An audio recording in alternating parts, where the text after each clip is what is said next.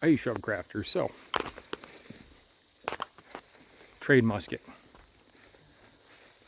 Not doing a full video, too much with the camera work today, too much going on, got lots of on the farm happening, but I did, hopefully you can see that,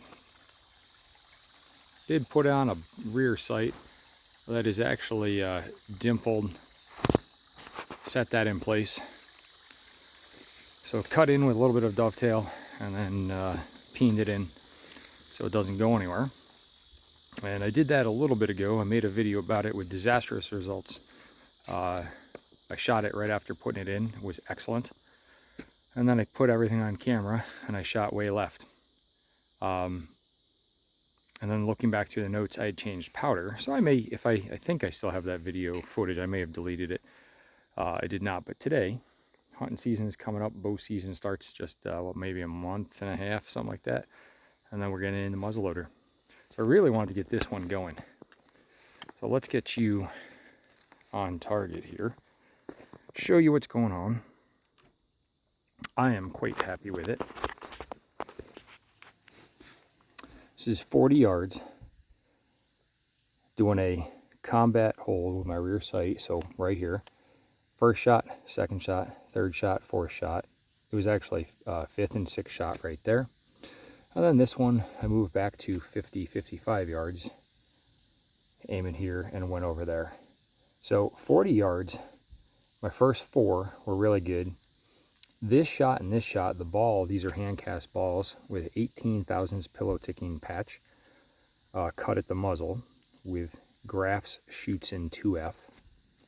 So not bad. I mean, that's perfectly in a kill zone. That's a good comfort zone. 50 over here, and this is what was happening because when I filmed that last video, everything went left. So I was kind of like this.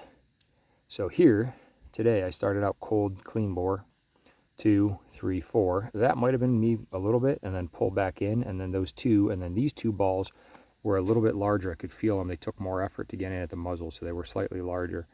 So if I feel like it, I might, get all the same size exact hand cast balls together.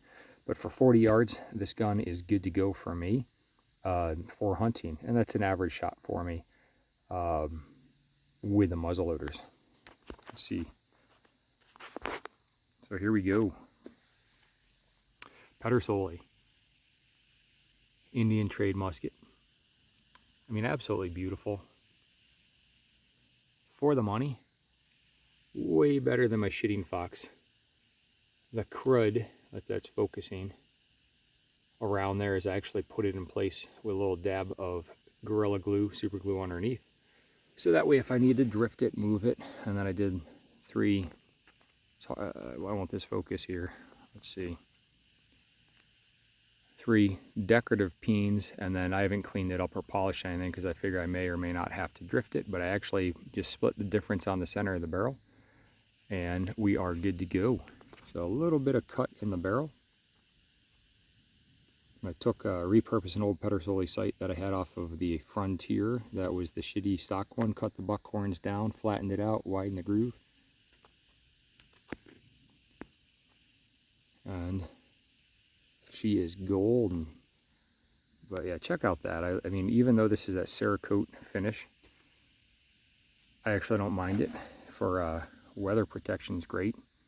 And they do have brass sights under the front. There you go. Pedersoli trade gun. I am absolutely pleased with this. I'm going to load this up with a Sky Chief load that we did in an earlier video for some squirrel, some turkey, and most of all, so I'm using a 600 Lee round ball. I went to Walmart and got red pillow ticking, was 18 thousandths.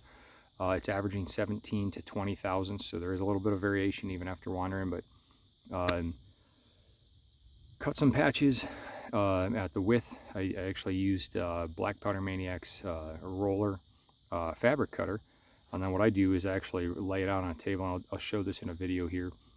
I lay it on a cutting mat and actually do my 36 45s now, 50s, 54s, 56, and 60 caliber based on the number of lines that you go through, and then I just keep them in strips, throw them in a plastic zippy bag, and squirt them down with Hobby's black powder, bore lube, and solvent and cleaner.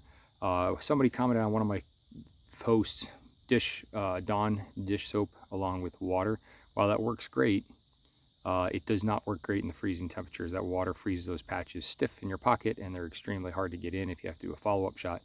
And then, you know, that water in the barrels in the freezing temperature, just I've noticed. I tried it one time long ago. Somebody mentioned it to me, with no luck in the, you know, -20 severe wind chill days that I've did it, and even in the 20-degree average days in wintertime towards the end of our season.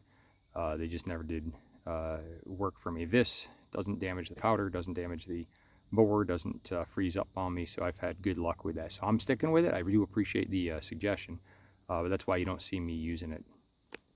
So yeah,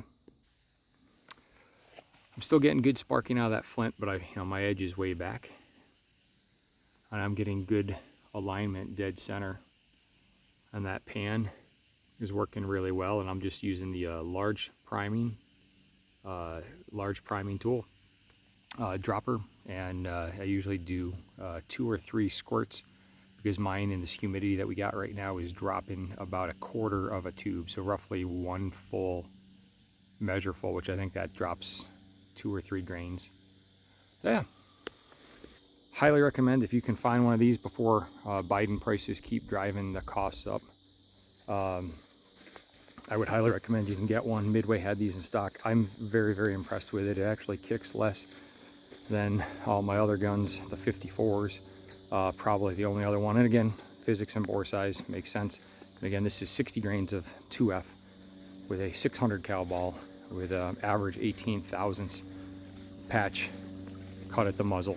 And I'm finding that if I center it with the stripes sideways across the muzzle, not vertical, sideways, dead center, and I'm pushing down on that, and I leave about 1/4 inch on both sides wrapping the ball, I'm getting my best accuracy.